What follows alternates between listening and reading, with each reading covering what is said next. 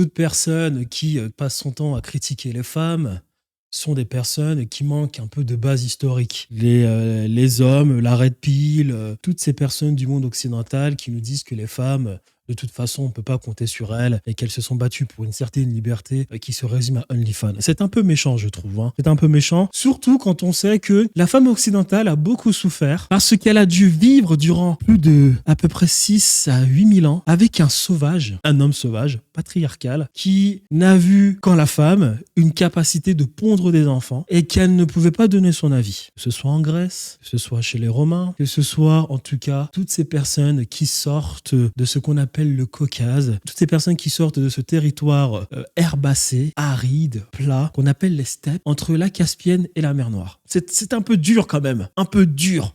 Hein. Ça a été dur pour la femme. Par contre, quand on regarde le film Wonder Woman, pardon, on peut pas aussi compter sur les femmes, quoi. Imaginez quand même un film où vous avez une femme qui a tous les pouvoirs du monde. Elle est super forte, super rapide, tape des hommes, elle fait tout. Elle peut changer le cours des choses. Elle arrive dans le monde des hommes. Je parle de Wonder Woman, hein. Elle arrive dans le monde des hommes. Elle estime que ce monde est un monde malade. On vole, on tue, on s'approprie, on ment, on l'esclavagise, capitalise, force de production, bien cheptel, esclavagiste, on pille, on fait tout. Et en plus de cela, ceux qui le font se cachent derrière des hommes qu'on envoie sur le terrain. Elle est choquée, mais elle a le pouvoir de changer les choses. Cette dame a le pouvoir de changer les choses. Donc elle fait sa petite guerre, sa petite monoguerre, elle réussit à calmer les choses entre les Allemands et les Anglais, si je ne m'abuse. Intéressant. Et puis on arrive, quelques années plus tard, sur un autre film, le film de Superman. Et on voit Superman au Moyen-Orient en train d'aller sauver sa journaliste. Et donc du coup, on se rend compte qu'il y a un problème, c'est que le Moyen-Orient est toujours aussi instable. Or, ce film est une continuité quelque part du film de Wonder Woman. Et là, on peut se poser la question, mais qu'a fait cette femme?